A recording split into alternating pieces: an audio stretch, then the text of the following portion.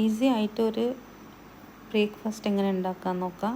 അതിന് ഉണ്ടാക്കുമ്പോൾ കടുമ്പ് എന്ന് പറയുന്നതാണ്. അപ്പോൾ വെള്ളം തിളച്ച് പിന്നെ ഇതിലേക്ക് ഇത്തിരി ഉപ്പ് ടേസ്റ്റിന് വേണ്ട, പിന്നെ കുറച്ച് വെളിച്ചെണ്ണ ഒഴിച്ച് കൊടുത്തിട്ടുണ്ട് നല്ല ഫ്ലേവറിന് വേണ്ടി. പിന്നെ കുറച്ച് തേങ്ങ, നല്ല തിളച്ച പിന്നെ പുട്ടുപൊടി എല്ലായിടത്തും കിട്ടുന്നുണ്ടോ?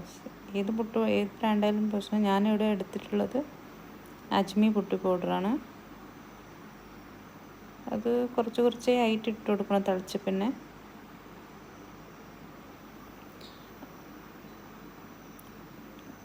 കുറുക്കിയെടുക്കുക, തിളച്ചുകൊണ്ട് ഇങ്ങനെ ഇളക്കിക്കൊണ്ട് കുറുക്കിയെടുക്കുക.